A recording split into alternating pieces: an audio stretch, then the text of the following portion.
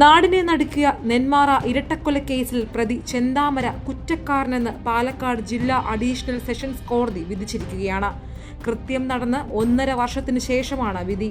BNS വകുപ്പ് 103(1), 126(2) എന്നീ വകുപ്പുകൾ പ്രകാരമാണ് ചെന്താമര കുറ്റക്കാരനാണെന്ന് കോടതി വിധിച്ചിരിക്കുന്നത്. ഈ വിധി പ്രഖ്യാപിക്കുന്നതിന് മുൻപ് എന്തെങ്കിലും പറയാനുണ്ടോ എന്ന് ചെന്താമരയോട് കോടതി ചോദിച്ചപ്പോൾ തന്നെ തൂക്കിക്കൊന്നോളൂ എന്നായിരുന്നു മറുപടി. അതായത് യാതൊരു കുറ്റബോധവുമില്ലാതെ കോടതിയിലും വെല്ലുവിളി തുടരുകയായിരുന്നു ചെന്താമര.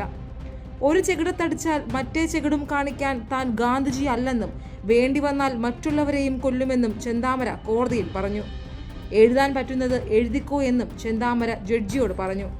ഇങ്ങനെയൊരു അവസ്ഥ നിങ്ങൾക്കും വരണം, അപ്പോൾ അറിയാം.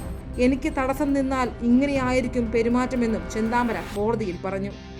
2025 ജനുവരി 27-നാണ് നെന്മാറയിൽ ഇരട്ട കൊലപാതകം നടക്കുന്നത്. പോത്തുണ്ടി സ്വദേശികളായ സുധാകരൻ, അമ്മ ലക്ഷ്മി എന്നിവരെയാണ് ചെന്താമര കൊലപ്പെടുത്തിയത്. 2019 സുധാകരന്റെ ഭാര്യ സജിതയെയും ചെന്താമര കൊലപ്പെടുത്തിയിരുന്നു. ചെന്താമരയും ഭാര്യയുമായി അകന്നു കഴിയാൻ കാരണം സുധാകരനും കുടുംബവുമാണെന്ന് പറഞ്ഞുകൊണ്ടായിരുന്നു ചെന്താമര ഈ കുടുംബത്തിലെ 3 പേരെയും കൊലപ്പെടുത്തിയത്. ഇതിൽ സുധാകരനെയും ലക്ഷ്മിയെയും കൊലപ്പെടുത്തിയ കേസിലാണ് ചെന്താമര കുറ്റക്കാരനാണെന്ന് പാലക്കാട് ജില്ലാ അഡീഷണൽ സെഷൻസ് കോടതി കണ്ടെത്തിയിട്ടുള്ളത്. ചെന്താമരയുടെ ശിക്ഷ എന്താകും എന്ന് ബുധനാഴ്ച അറിയാൻ സാധിക്കും. വധശിക്ഷയോ ജീവപര്യന്തമോ ലഭിക്കാവുന്ന കുറ്റങ്ങളാണ് കോടതി ശരിവച്ചിട്ടുള്ളത്. പ്രോസിക്യൂഷന്റെ ആവശ്യം എന്തെന്നാൽ അപൂർവങ്ങളിൽ അപൂർവം എന്ന കേസാണ് ഇതെന്നും പരമാവധി ശിക്ഷ നൽകണം എന്നുമാണ് ആവശ്യപ്പെട്ടിട്ടുള്ളത്. അതേസമയം സജിതയെ കൊലപ്പെടുത്തിയ കേസിൽ ഇരട്ട ജീവപര്യന്തമാണ് ചെന്താമരയ്ക്ക് കോടതി വിധിച്ചിട്ടുള്ളത്. നിരവധി സാക്ഷികൾ കൂറുമാറിയ കേസിൽ ശാസ്ത്രീയ തെളിവുകളും സാഹചര്യ തെളിവുകളുമാണ് പ്രോസിക്യൂഷന് അനുകൂലമായി മാറിയത്. പ്രതി സ്വതന്ത്രമായി നടന്നാൽ മറ്റുള്ളവരുടെ ജീവന് കൂടി ഭീഷണിയാണെന്ന് പ്രോസിക്യൂഷൻ വാദം നിലനിൽക്കുന്നുണ്ട്.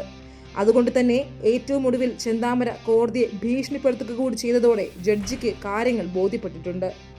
പ്രതിക്ക് മാനസിക പ്രശ്നങ്ങളില്ല എന്നതുൾപ്പെടെയുള്ള റിപ്പോർട്ടുകൾ പോലീസ് കോടതിക്ക് കൈമാറിയിട്ടുണ്ട്. ഇതുൾപ്പെടെ പരിശോധിച്ചാണ് നിർണായക തീരുമാനത്തിലേക്ക് കോടതി എത്തിയിട്ടുള്ളത്.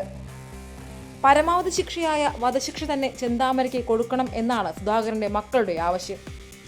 വിധി എന്താകുമെന്ന് ബുധനാഴ്ച അറിയാം.